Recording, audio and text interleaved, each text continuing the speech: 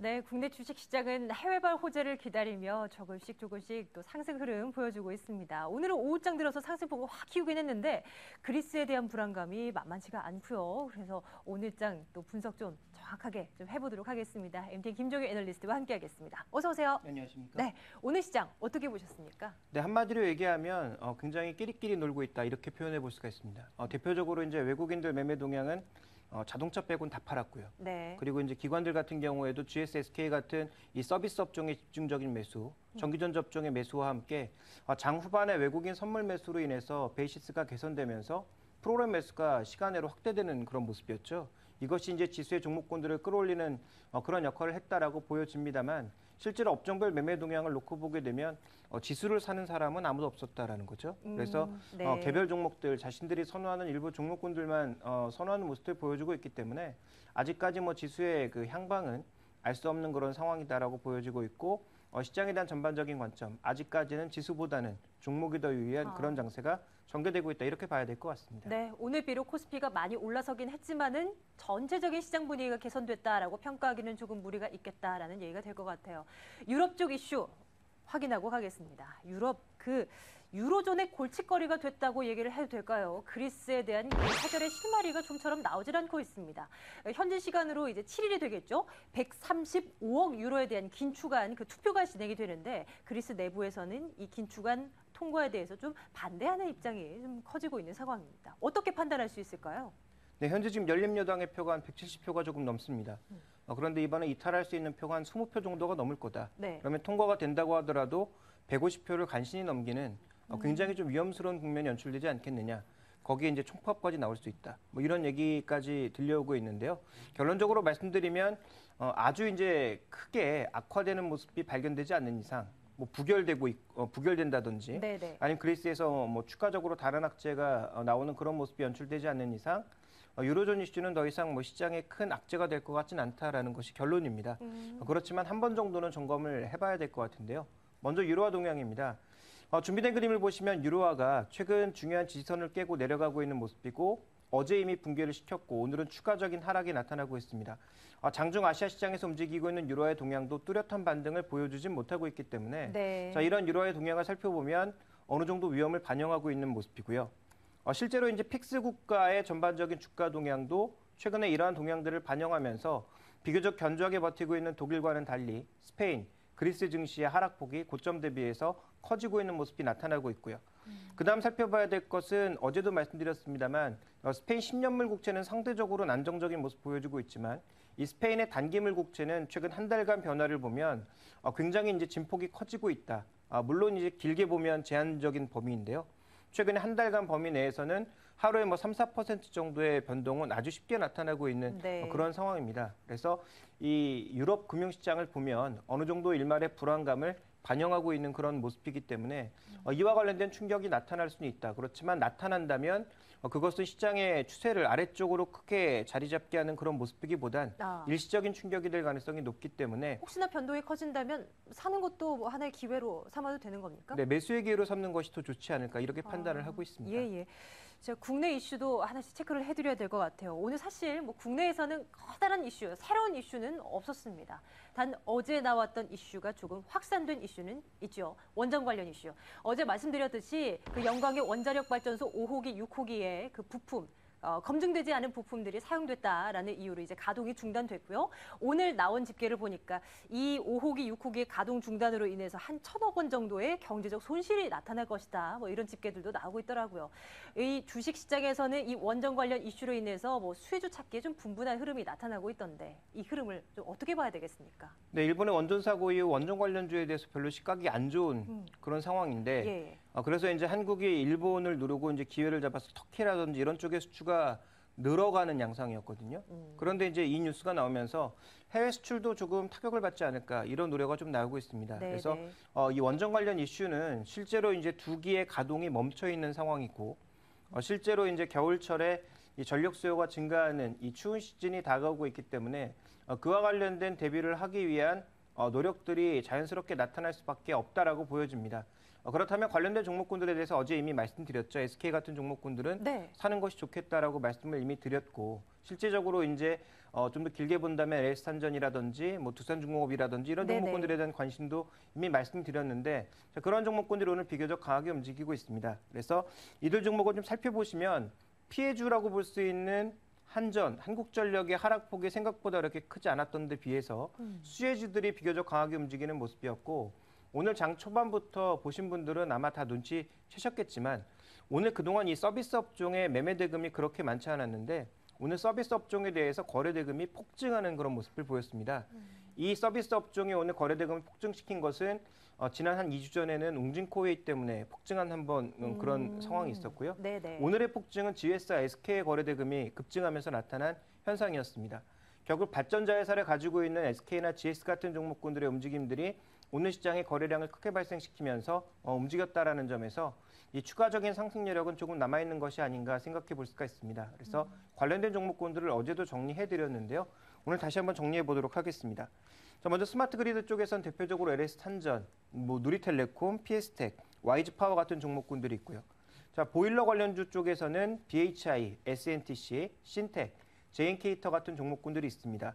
전선주 중에선 LS, 가온전선, 일진전기, 효성 같은 종목군들이 있고 민간 발전사 쪽에서는 뭐 SK, GS 그리고 포스코도 포함되는 그런 양상입니다만 이들 종목 중에서 여전히 제가 관심을 가지고 있는 종목은 SK와 함께 LS탄전, BHI 같은 종목군들을 네. 단기적인 관점에서 또 중장기적인 관점에서도 좀 매수를 해야 되지 않나라고 판단하고 있고 실제로 매매 타이밍의 시기는 SK 같은 종목, 그리고 BHI 같은 종목군들은 아마 올 4분기나 내년 1분기가 마지막이 되지 않을까라고 판단하고 있지만 네네. LS탄전은 실제로 이제 매출처라든지 매출을 올리고 있는 이 제품의 포트폴리오가 변모하고 있는 그런 상황이기 때문에 LS탄전은 제가 보기엔 한 1, 2년 정도의 이 투자 기간을 가지고 우리가 네. 가져간다면 현재 주가 대비해서 한 40~50% 정도의 추가적인 상승 여력은 저는 더 있다라고 보고 있기 때문에 LS탄전 같은 종목군들은 좀 길게 보실 필요가 있지 않나 이렇게 네. 판단하고 있습니다. 기대해 보겠습니다. 자, 시장에서도 특징적인 움직임 보였던 종목 하나 볼게요. 메디포스트 가지고 와봤습니다. 오늘 흐름 상당히 좋았습니다. 가격 제한폭까지 올라 있다가 마감 가격 어떻게 나왔는지 모르겠어요. 한번 보여주시면 좋겠는데 이슈 있었습니다. 그 메디포스트가 개발한 줄기세포 치료제 카티스템이라는 것을 이제 뭐 해외로 수출을 한다라는 소식이 이제 전해져 왔는데 마감 가격 96,500원에서 마감이 되는 흐름입니다. 이 카티스템이라는 이 치료제 이게 뭐 그렇게 대단한 겁니까? 일단 지금 성체줄기세포로 약을 만들었다라는 것 자체의 의미가 있고요. 네. 그리고 지금 그 이외에도 파이프라인들이 계속 대기하고 있는 상황에서 이 국내에는 이미 이제 판매 시판이 허가되어 있는 상황이고 해외 쪽에 이제 홍콩 법인 쪽으로 매출이 나타나는 상황이거든요. 네네. 근데 이제 홍콩에 매출을 시작했다라는 것은 중국이라든지 대만이라든지 이 중화권 국가들이 얼마든지 범위가 넓혀 나갈 수 있기 때문에 뉴스의 크기로만 본다면 굉장히 큰 크기로 볼 수가 있습니다. 네네. 근데 이제 문제가 되는 것은 뭐냐면 이 메디포스트와 이 카티스템과 관련된 모멘텀은 이미 2년 전부터 시장에 반영되고 있었다라는 것이고요. 실제로 이 종목의 지금 매출과 전반적인 이 시가총액의 크기를 한번 살펴볼 필요가 있겠는데 준비된 그림을 보시면 현재 아직까지 카티스템의 매출이 잡히기 이전까지 이 회사의 매출과 전반적인 이익은 두 가지입니다. 건강기능식품과 제대열 네. 이 두 가지 쪽인데요. 2003년도만 해도 큰 폭의 증가를 보였던 제대열이 최근 들어선 다시 좀 회복을 보여주고 있지만 과거와 같은 영광을 보여주지 못하고 있는 가장 결정적인 이유는 과거에는 독점이었는데 지금은 이제 경쟁자들이 굉장히 많이 나타났다라는 것이죠. 그래서 네. 과거에는 이제 독점적인 지위를 잃고 현재 지금은 40% 정도의 시장 점유율을 가져가고 있습니다. 그러다 보니까 이제 다른 사업 쪽에서도 뭔가 이익을 내야 되겠다 싶어서 이 건강식품 사업을 시작을 했는데요. 아직까지 뭐 많은 이익을 내는 것은 아니고 전체적인 네네. 비중을 보면 85%가 아직도 제대열 쪽에서 15% 정도가 현재 이제 이 건강식품 쪽에서 나오고 있는 그런 상황인데 카티스템이라고 하는 신약 자체가 장착되면서 국내뿐만 아니라 해외 쪽으로도 매출을 넓혀 나가게 되면 이것은 이제 굉장히 이 회사의 밸류에이션에 매력을 발휘할 수 있는 그러한 재료가 되고 있죠. 네. 그래서 현재 지금 이 카티스템의 치료 효과를 보시면 이게 이제 관절 치료제라고 볼 수가 있겠는데 이 손상된 관절을 실제로 임상 실험 결과를 봤을 때 거의 부작용 없이 와. 완치되는 모습을 보였다라는 거죠. 네네. 그래서 현재 이러한 임상 치료 자체가 해외 쪽에서도 인정이 되면서 수출이 되고 있는 그런 상황이라면 뭐 향후에 매출 증가 가능성은 충분히 있다라고 보여지지만 현재 이 종목의 오늘 오른 성격은 재료와 함께 낙폭과대주로서 오른 것이 아닌가 생각이 되고 있습니다. 그래서 장기 차트를 보시면 이 종목의 전반적인 흐름이 아주 강하게 움직였다 이런 판단을 내리기보단 네. 최근에 낙폭과대에 따른 또 재료에 따른 강력한 매수 유입으로 인해 상승을 했기 때문에 단기적인 반등은 추가적으로 나타날 가능성이 아주 높다라고 보여지지만 좀 더 우리가 긴 시각에서 놓고 본다면 카티스텐과 관련된 성장성은 이미 선반영되었다라고 판단해 볼 수 있기 때문에 조금은 중립적인 시각에서 추가적인 매출이라든지 이익의 증가 추이를 확인하는 그러한 시간이 좀 필요하지 않을까라고 보여집니다. 향후 이제 볼 수 있을 때 가장 중요한 모멘텀은 신약들이 계속 대기하고 있다라는 거죠. 그래서 이 카티스템 이후에도 아마 이제 이 줄기세포 관련된 약품의 이름이 아마 스템이 붙는 모양인데요. 여러 가지 그 이름들의 이 제품들이 지금 임상 이상을 통과하거나 전임상 단계를 통과한 것들이 굉장히 많이 있습니다. 한 3가지 네네. 정도가 더 있는데 이런 제품들이 향후 줄줄이 나올 것으로 예상되고 있는 만큼 향후 이제 가능성은 높게 보되 실적이 나오는 구간마다 변동성이 커질 수 있기 때문에 아직까지는 단기적인 대응으로 보시는 게 좋지 않을까. 네. 그렇지만 추가적인 반등 여력은 조금 남아있는 것이 아닌가 이렇게 보고 있습니다. 왕년에 그때 언제였어요? 줄기세포 관련주 동반 강세를 나타내면서 메디포스트 그때 한 뭐 24만 원? 뭐 그때까지 올라갔었을 때 그때도 이미 이런 이슈들이 기대감이 좀 반영이 돼 있었다라는 말씀이신가요? 네, 대부분의 이제 신약 파이프라인들은 과거부터 다 알려져 있던 그런 내용들이죠. 다만 이것이 이제는 현실화되고 있는 상황이거든요. 네네. 그래서 과거에 가졌던 기대만큼 주가가 올라가기 위해서는 네. 과연 이제 실적이 매출과 이익 쪽에서 얼마만큼 잡히느냐 이 부분이 가장 중요한 부분이고요. 만약에 이제 이것이 정말 빠르게 잡히게 된다면 네. 아마 이제 이러한 종목군들도 미국 시장에 최근 꺾이지 않는 바이오주들의 흐름과 같이 좀 강하게 움직일 가능성은 충분히 있어 보인다 이렇게 판단하고 있습니다. 네. 오늘 시장 여기까지 정리하겠습니다. 오늘 밤에 예정된 글로벌 경제 일정 확인하고요. 내일을 위한 준비 빨리 해보도록 하겠습니다.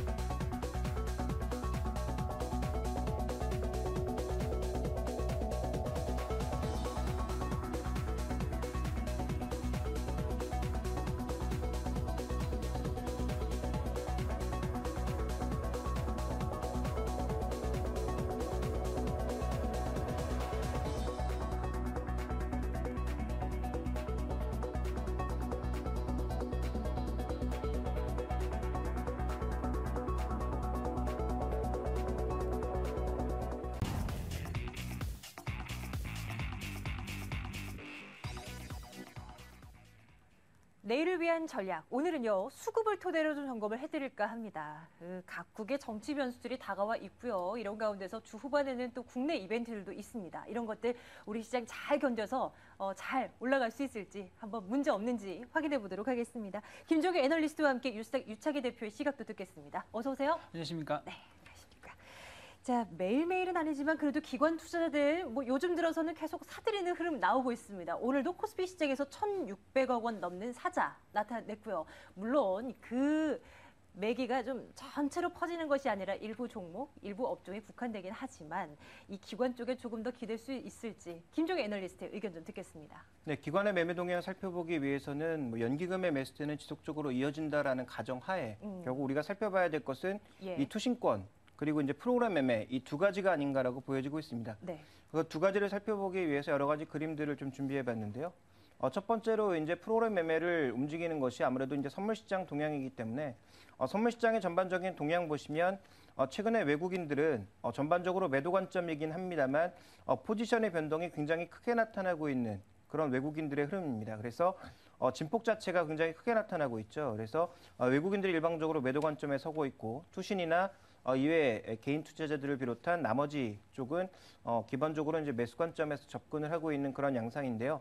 이런 선물 시장의 변동성 자체는 여전히 좀 남아있는 그런 속에서 이 베이시스의 동향을 최근에 살펴보게 되면 이 베이시스는 전반적으로 하락하고 있는 모습이고 차익 거래의 이제 계절성을 살펴볼 필요가 있습니다. 거의 이제 연말이 다가왔기 때문에 차익 거래의 계절성을 살펴보실 필요가 있겠는데 통상적으로 연말에는 오히려 매수가 항상 강화되는 모습을 보였다라는 거죠. 네. 이 매수가 강화됐던 가장 결정적인 이유는 배당 수익률을 추가적으로 고려한 그런 매수세가 추가적으로 유입되거나 아니면 기존에 이제 물량들을 풀지 않는 모습들을 연출했기 때문인데 네네. 실제적으로 이번에는 배당 수익률을 그렇게 크게 기대할 수가 없습니다. 그래서 이 배당 관련 매수는 아마 전체 인덱스보다는 개별 종목 중심으로 들어올 가능성이 조금 높지 않나 이렇게 판단하고 있고요. 기관들도 최근에 그렇게 움직이고 있는 것으로 판단합니다. 그다음 살펴봐야 될 것은 옵션 만기가 다가왔기 때문에 컨버전, 리버설이라고 하는 이 합성 선물의 조건을 지금 살펴봐야 되는데 지금 현재 이 컨버전 조건이나 리버설 조건, 그러니까 프로그램 매수가 들어오려면 리버설 조건이 강화돼야 되고요.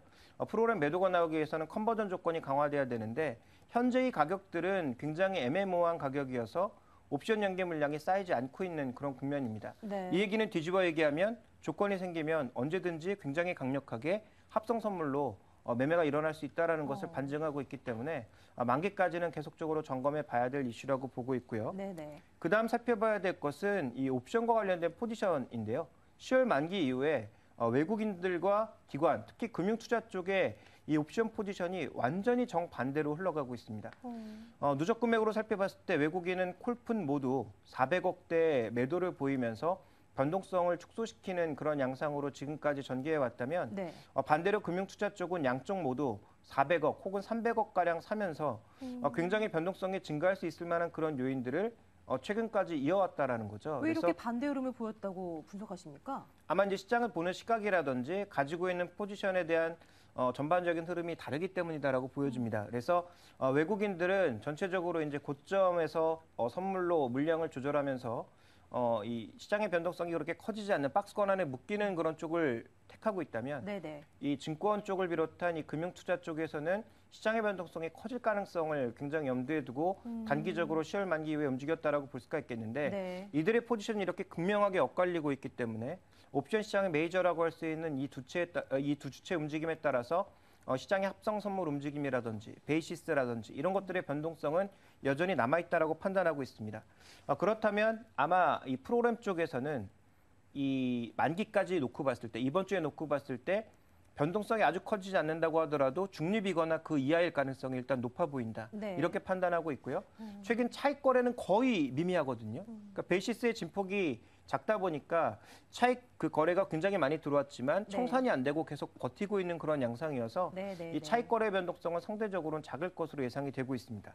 자, 그다음 살펴봐야 될 것은 이 투신권 매매라고 볼 수가 있겠는데 최근 주식형 펀드의 주간 동향을 보시면 돈이 조금 들어오곤 있지만 굉장히 제한적인 수준에서 돈이 들어오고 있습니다. 그래서 전체적으로 지금 기관들 쪽으로 돈이 강하게 유입되지는 않는 그런 모습이고요. 그러다 보니까 이들이 이 자산, 포트폴리오를 변경시키면서 극단적인 쏠림 현상을 이어가고 있습니다.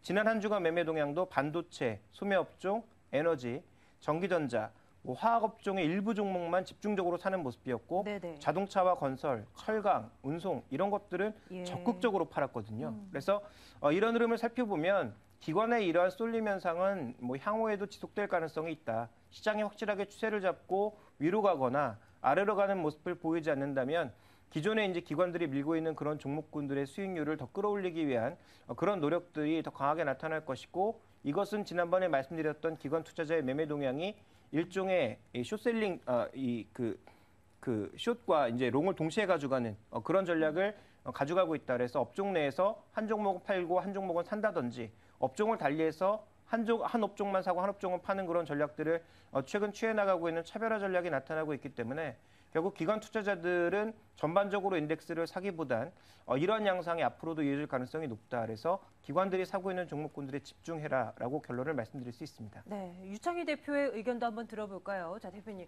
네. 최근 시장에서 나타나고 있는 수급의 움직임을 좀 포착을 해서 그 가운데 우리가 가져갈 수 있는 포인트들 좀 짚어주세요. 일단 뭐 지금 수급 자체로 꾸준히 매수가 들어오는 부분은 연기금이라든지 일부 투신권의 자금이 좀 시장을 방어하려고 하는 모습 띄고 있고요. 개인 투자자들은 뭐 밀리면 좀 사는 형태. 다만 밀린다라는 게 조금 경기 민감주에 좀 몰려 있다는 부분들이 조금 우려스러운 부분이죠. 외국인을 좀 관심 있게 보셔야 될 것 같은데 외국인 같은 경우는 요즘에 좀 간을 시장에 대해서 간을 보고 있는 것이 아닌가 생각이 들어요. 일단은 네. 10월 달에 일단 10월 초부터 좀 강한 매도세가 좀 한 단계 마무리가 되고 나서부터는 지난주부터는 서서히 간헐적으로 매수고 들어오고 또 매도고 들어오고 이러한 모습을 보이고 있는 가운데 단기적으로 좀 시장이 좀 바닥을 다지려고 하는 모습이 아닌가라는 생각을 좀 하고 있습니다. 그래서 지금 연기금 같은 경우는 이러한 매수 추세가 조금 더 이어지면서 연말까지 갈 가능성이 좀 더 높은데 다만 이제 연기금 같은 경우는 시장을 끌어올리는 역할은 그동안 하는 걸 별로 못 봤다는 것이죠. 종목 자체, 개별 종목 자체로는 수익률을 게임을 할 수 있겠지만 시장 자체를 방어하는 역할을 할 뿐이지 시장을 끌어올리는 네. 역할은 못한다. 그러기 위해서는 외국인 수급이 좀 중요할 거라 생각이 들고요. 외국인 같은 경우는 어쨌든 아까 앞에서도 말씀드렸다시피 최근에 좀 간을 보고는 있긴 하지만 일단은 약간 매도 기조에서 매수 기조로 좀 바뀌려고 하는 모습을 띠고 있기 때문에 이번 주 중반 이후부터, 그러니까 내일이나 내일 모레 이후부터는 외국인의 주식 매수 쪽에서 어떤 매매 포착이 좀 이루어지는지, 그게 아니라면은 좀 다시금 어떤 매도가 나오는지 좀 관심 있게 볼 필요가 있다고 생각이 들고요. 일단 그렇다면은 결국엔 연기금이라든지 기관 쪽이 좋아하는 주식을 좀 관심 있게 봐야 되지 않을까 싶어요. 왜 그러냐면은 결국엔 수익률 게임을 하는 것은 이들 기관 쪽에서 강한 매수세가 들어와줘야지 주가의 상승 탄력도도 높은 것이지, 그게 아닐 경우에는 좀 저조할 수 있기 때문이죠. 그래서 기존에 매수를 하고 있었던 뭐 경기 방어주라든지 혹은 IT 관련된 종목군들도 여전히 조금 유효하다라고 생각이 들고 있습니다. 네, 종목별로 살펴보면 이 연기금이 관심 갖고 있는 종목 요즘 뭐 있던가요? 뭐 일단 경기 방어주는 꾸준하게 들어오고 있고요. 뭐 음식료 쪽에서 보신다면 뭐 빙그레라든지 뭐 오뚜기 뭐 이런 종목군들이 계속 매수가 들어오고 있고요. 통신업 중에서 상당히 많이 들어오고 있습니다. 뭐 KT, LG U+, 뭐 SK텔레콤 모두 네. 상당히 강하게 들어오고 있고요. IT 쪽도 이제 매수에 상당히 강하게 들어왔는데 이제 삼성전자가 뭐 제일 많이 들어왔고요. 비중이 제일 크니까. 그다음에 이제 LG 그룹주가 10월 달하고 뭐 9월 달 전체적으로 많이 들어왔던 걸 살펴봤을 때 네. 이들 업종군이나 이들 종목군들은 조금 더 상승세가 좀 이어질 수 있지 않을까 생각을 하고 있습니다. 네. 만기일에 대한 부분도 좀 짚어주셨으면 네. 좋겠어요. 요즘에 정치적인 이슈가 국제적으로 너무 많다 보니까 옵션 만기에 대한 이슈를 조금 소홀히 하는 측면도 없지 않아 네. 있었는데 만기 여파는 어느 정도로 예상하고 계십니까? 만기적인 부분은 이제 기존에 보신다면 만기에 좀 이벤트가 좀 있었어요. 뭐 금리 결정이라든지 네. 이런 부분들이 영향이 있어가지고 좀 만기에 변동성이 많았었는데 의외로 보신다면 국내 이슈가 있을 때는 변동성이 좀 있고요. 해외 이슈에 좀 있을 때는 변동성이 조금 적었던 것을 감안한다라면 지금 자체적으로 해외 이슈에 좀 포커스가 맞춰져 있기 때문에 국내 이슈만으로 만기날 변동성 좀 적지 않을까 생각이 듭니다. 다만 이제 미국 대선 결과가 이걸 이제 어떻게 해석하냐가 좀 달라지겠지만 일단 시장에서는 둘 다 긍정적으로 보지만은 그래도 오바마가 좀 더 긍정적. 롬니는 조금은 상대적으로 부정적으로 보고 있는 상황에서 내일 오후에 결정이 난다라면 내일 모레 이제 우리나라 만기일에 바로 이제 영향을 미칠 수 있을 것 같은데요. 긍정적인 뉴스가 나온다고 하더라도 주가의 상승은 뭐 1960포인트나 50포인트 정도까지 1차 랠리를 보일 수 있지 않을까 생각이 들어요. 그렇다면 만기날 큰 걱정 없이, 우려스러움 없이 강하게 한번 뭐 수급적인 변화도 없이 좀 매수가 들어올 수 있겠지만 만약에 이제 돌발 변수가 발생한다든지 혹은 네. 뭐 어떤 이제 안 좋은 쪽으로 해석이 나온다. 특히 이제 롬니가 대통령이 되는다면은 바로 이제 그 다음 날 중국에 대해서 어떤 코멘트를 하겠다, 제재에 대한 얘기도 하겠다 했던 부분도 있었기 때문에 이러한 부분들이 만약에 시장에 좀 우려스럽게 작용을 한다라면은 조금 한번 좀 크게 눌릴 수도 있지 않을까 생각이 듭니다. 특히 이제 지난달 같은 경우는 국가 지자체를 중심으로 해서 프로그램 조금 차익 쪽에서 매도 물량이 많이 출회될 수 있다고 얘기가 나오고 있었는데 그런 부분들이 아직 물량 소화가 다 안 이루어진 부분도 있거든요. 그래서 그러한 부분들. 또 이제 앞에서 선물 베이시스에 대해서 말씀을 좀 하셨었는데 선물 베이시스가 지금 평상시보다는 좀 약세를 보이고 있는 부분은 사실이에요. 그런데 이러한 부분들이 어떻게 보면 금리 인하하고 같이 연결 지어서 본다라면은 아주 강한 약세는 아니라고 생각이 듭니다. 하지만 일단은 평상시보다는 혹은 이론가보다는 좀 약세를 보이고 있기 때문에 만약 자칫해서 만약에 조금 시장에서 좀 안 좋게 흘러간다라면은 이 베이시스 악화로 인해서 프로그램 매도가 좀 나올 수 있고요. 또 최근에 보신다면 외국인 자체가 장 막판에, 그러니까 프로그램 쪽에서 장 막판에 조금 땡겨주는 모습을 좀 띄었던 걸 우리가 살펴봤을 때 이 물량 쪽에서 실망 매물이 나온다라면은 좀 시장에 충격을 줄 수 있다는 것이죠. 왜 그러냐면 차트로 잠깐 보신다라면은 어쨌든 한 10선을 전후로 해가지고 2주 동안 박스를 쳤습니다. 작은 박스를 쳤어요. 작은 박스를 친 상황에서 만약에 1900포인트가 한번 강하게 이탈이 이루어지게 된다면은 그때의 충격은 좀 이루어질 수 있다는 것이죠. 그러니까 뭐 그렇다고 해서 뭐 엄청나게 밀릴 건 아니지만 일단은 이번에 1900이 무너진다라면은 여기서 최소한 2~3% 정도는 한번 출렁거릴 수 있기 때문에 이러한 부분들, 그러니까 대외 정치 변수를 살펴보면서 이렇게 부정적으로 흘러간다라면 좀 부담은 될 수 있지만 네. 전체적인 흐름은 전 개인적으로는 좀 긍정적인 기조가 이어지지 않을까라는 생각을 하고 있습니다. 여러 가지 가능성을 좀 열어두고 시장을 봐야 될 것 같아요. 시장의 큰 분위기와 상관없이 우리가 좀 생각하고 이런 아이디어를 가지고 좀 투자를 할 만한 거 없을까? 오늘도 찾아보겠습니다. 김종현 애널리스트. 네, 요즘에 아이디어 찾기가 정말 힘듭니다. 오늘도 주세요. 네, 최근에 이제 커피 가격이 하락해서 이제 아이디어를 네. 한번 생각해봤는데요. 커피 가격 하락. 네. 네, 커피 가격이 좀 많이 빠지고 있습니다. 그래서 상품 한 20가지 정도를 살펴봤을 때 네네. 이 연간 수익률로 보게 되면 이 소매 가격은 한 30% 정도가 올랐는데 올 한 해만 커피 가격은 40% 가까이 빠지고 있는 아, 그래요? 그런 모습입니다. 특히 이제 원면이라든지 원당 가격과 같이 빠지고 있는 상황인데요. 지금 커피 ETF를 보시면 더 이제 명확하게 드러나고 있는데 네. 연저점을 무너뜨리고 있는 그런 모습이죠. 그래서 커피 가격이 과연 왜 빠지냐? 가장 쉽게 생각해 보면 수요는 약해지고 공급은 늘어난다라는 것입니다. 커피를 이제 가장 많은 양을 생산하고 있는 브라질의 작황은 굉장히 좋고요. 그리고 이제 유럽 쪽은 보시다시피 이제 경기 체감 지수라든지 소비자 신뢰 지수 같은 것들이 워낙 좋지 않아서 커피를 가장 많이 소비했던 유럽 지역의 상대적인 탄력도나 네. 그리고 이제 미국 쪽에서도 일부 이제 커피를 선호하는 그런 것들이 조금 줄어드는 양상들. 대신 이머징 마켓 쪽에서는 많이 늘고 있지만 이런 양상들이 현재 지금 수요를 약화시키고 있고 공급량은 최근에 브라질만 늘리고 있는 것이 아니라 커피가 워낙 잘 되다 보니까 뭐 아프리카라든지 네네. 그리고 아시아 쪽에서는 이 베트남 쪽에서 커피 재배 면적을 점점 늘리고 있단 말이죠. 그러면서 이 공급량 자체가 늘어나는 것이 부담 요인으로 작용하면서 가격이 많이 빠지고 있습니다. 네. 그런데 이제 굉장히 재미있는 것은 세계 대표적인 커피 체인인 스타벅스의 최근 주가 동향은 이 하락하는 커피 가격과는 반대로 움직이고 있단 말이죠. 어떻게 해요? 스타벅스를 보시면 3분기 실적을 발표하면서 주가가 붐업이 돼서 현재도 지금 강세를 보여주고 있습니다. 물론 연간 수익률로 놓고 보게 되면 연초 대비해서 이렇게 주가가 강하다라고 볼 수는 없겠습니다만 네네. 네. 최근에 하락하던 주가를 단숨에 살려준 것이 실적이고요. 상대적으로 실적이 좋게 나왔던 게 커피도 비교적 잘 팔렸지만 에너지 음료라든지 아니면 뭐 생과일 음료라든지 미국 내에서는 우리나라에서 이제 커피 쪽으로 집중하고 있는 것과는 달리 차 아니면 뭐 기능성 음료 이런 것들이 많이 팔리면서 실제로 실적이 좋았거든요. 아, 스타벅스에서요. 에너지 음료를 팔고 생과일 주스를 팔고. 이제 스타벅스 내에서 파는 부분도 있습니다만 네. 관련 회사를 인수하기도 하면서 전체적으로 그렇죠. 이제 이익이 네네. 좀 좋아졌다라는 거죠. 그래서 여기서 우리가 얻을 수 있는 투자 아이디어는 뭐냐면 커피 가격의 하락으로 인해서 원가 부담이 적어지는 종목을 찾을 필요가 있겠고요. 또 음식료 쪽에서 스타벅스처럼 차별화된 전략을 통해서 네.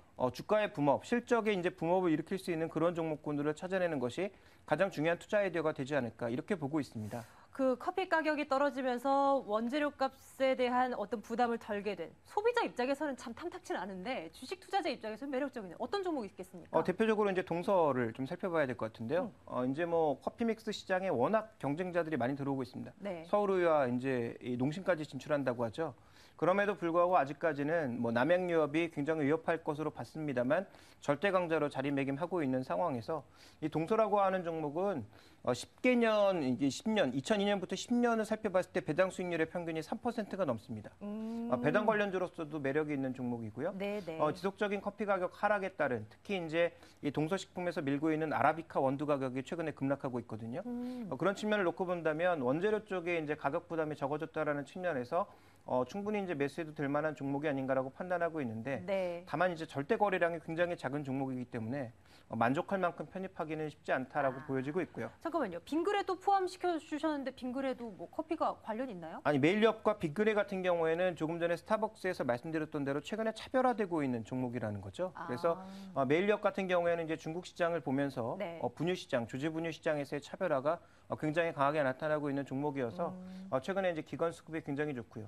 빙그레는 제가 보기엔 약간 조금 과하게 움직인 측면이 없지 않아 있습니다만 최근 바나나맛 우유라든지 아니면 뭐 메로나 같은 것들을 중심으로 해서 해외 수출량이 늘고 있는 부분들을 굉장히 긍정적으로 바라보고 있는 것 같습니다. 그래서 이런 종목군들에 대해서는 연말 정도까지 바라보는 단기적인 시각에서는 충분히 차별화 전략이 유효하다라고 보고 있고요.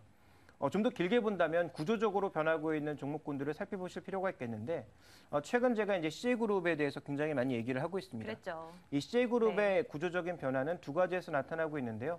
한국의 잠재 성장률이 줄어들고 있고 수출 관련 변동성이 늘어나기 시작하면서 한국도 내수를 키우고 중국 내에서의 산업도 좀 더 이제 내실화를 꾀해가는 그런 모습들을 나타내고 있는데 그 대표적인 기업이 CJ다라고 판단하고 있습니다. 네. 그래서 이쪽에 이제 한 가지 모멘텀을 두고 있고 실제로 중국 내에서도 라이신 사업을 굉장히 공격적으로 벌려나가고 있는 CJ 제일제당이라든지 그리고 중국의 CJ 푸드비를 통해서 굉장히 여러 가지 식품 사업들을 열어나가고 있고 CJ 대한통운을 통해서 유통망까지 넓혀나가려고 하고 있는 CJ 프레시웨이 같은 경우에는 이 구조적으로 변하고 있는 종목이라고 생각하고 있기 때문에 단기적인 시각보다는 좀 더 긴 시각에서 접근을 하는 것이 좋지 않을까 이렇게 판단을 하고 있습니다. 네. 자, 이번에는 유창희 대표의 말씀도 듣겠습니다. 앞서서 시장에 대한 여러 가지 가능성을 열어두시고 여러 가지 시나리오를 제시해 주셨는데 네. 다시 한번 점검 필요할 것 같아요. 네. 일단은 뭐 이번 주는 이렇게 보시면 될 것 같아요. 저는 개인적으로 좀 긍정적으로 좀 봤으면 좋겠습니다. 네네. 뭐 시장 자체를 부정적으로 보지는 않고 있기 때문에 나쁜 부분도 얘기 드렸지만 뭐 그런 부분 확인할 필요가 있지 않을까 생각이 들고요. 일단 제가 그동안에는 좀 현금화를 좀 많이 하자. 한 50% 정도는 현금화하는 게 좋을 것 같다라고 말씀드렸었어요. 근데 이번 주 같은 경우는 좀 현금화했던 부분을 좀 투자도 할 수 있지 않을까 생각을 좀 하고 있습니다. 네. 그래서 이번 주에 이제 관심 있게 볼 필요는 지금 어저께도 좀 고민을 했고 오늘도 좀 고민을 했는데 과연 경기 방어주를 계속 밀고 나갈 것이냐 아니면 경기 민감주를 좀 한 번쯤은 생각을 해볼 것이냐에 기준을 놨을 때 네. 이번 주는 한번 경기 민감주에 한번 관심을 가져볼 필요도 있지 민감주 않을까. 쪽으로. 네, 그러니까 왜 그러냐면은 만약에 시장이 여기서 흘러내린다라면은 경기 민감주뿐이나 경기 방어주가 다 흘러내릴 겁니다. 네. 왜냐하면 경기 방어주가 약간 가격적인 부분이 있었기 때문이죠. 가격적인 부담감이 좀 있는 상황이고요. 반대로 시장이 올라간다라면 또 경기 민감주가 경기 방어주보다 수익률이 좀 더 높을 가능성이 좀 높다라는 것이죠. 그렇기 때문에 이왕에 한번 수익률 게임을 한다라면 이번 주 같은 경우에 경기 민감주 좀 관심 가져보는 게 좋지 않을까 싶고요. 그럼 경기 민감주 중에서도 뭘 봐야 되겠습니까? 일단 경기 민감주라고 해도 뭐 자동차 이런 건 전 다 빼시고요. 빼시고 일단 개인적으로는 좀 이제 정유주. 근데 정유주가 이제 말이 정유주지 좀 서비스 업종에 속하기 때문에 뭐 SK 이노베이션이라든지 뭐 GS 같은 부분들 네. 관심 있게 보고 있고요. 네. 또 이제 오히려 건설주 중에서 뭐 현대건설이라든지 뭐 대우건설 같은 걸 좀 관심 있게 보고 있고요. 의외인데요. 네, 그리고 이제 조선업종에서 삼성중공업 같은 경우를 좀 관심 있게 보고 있습니다. 네네. 그래서 이들 종목군들이 차트는 아직은 안 좋지만은 만약에 시장이 좀 한번 레벨업을 한번 상승을 보인다라면은 네네. 이들 종목이 한번 올라올 수 있다는 빨리 것이죠. 올라올 수 예, 있다. 그리고 또 이제 에너지 개발 관련된 대우인터내셔널이라든지 LG상사 같은 종목군들도 좀 개인적으로 관심 있게 보고 있고요. 그리고 이제 IT 종목을 말씀드리고 싶은데 이제는 제가 IT 부품주를 좀 관심 있게 보자고 말씀드렸는데 네. 이제는 저 11월이 넘어가면서부터 이제 소비에 관련돼서 이제 IT 완성업체에도 관심 있게 볼 필요가 있지 않을까 싶어서 뭐 LG전자 대표님의 시각이 조금씩 예, 바뀝니다. 그다음에 네. LG전자라든지 뭐 기존의 부품주도 뭐 좋습니다. 이제 LG 디스플레이, 뭐 SK 하이닉스 이런 부분도 좋지만은 네네. LG전자나 SK 하이닉스 같은 부분들이 IT 쪽에서는 괜찮지 않을까 생각을 하고 있고요. 네. 뭐 경기 방어주가 그렇다 나쁘다는 건 아닙니다. 하지만 일단은 이번 주는 한번 민감주에 좀 포커스를 맞추고 대응도 네네. 한번 해보면은 좋지 않을까 생각을 좀 하고 있습니다. 잘 들었습니다. 체크해뒀다가 우리 시청자분들 좀 시장 흐름 체크하면서 종목도 한번 확인해 보셨으면 좋겠습니다. 두 분의 시각 들었습니다. 뉴스탁 유창희 대표 함께했고요. MTN 김종효 애널리스트도 말씀드렸습니다. 두 분 말씀 고맙습니다.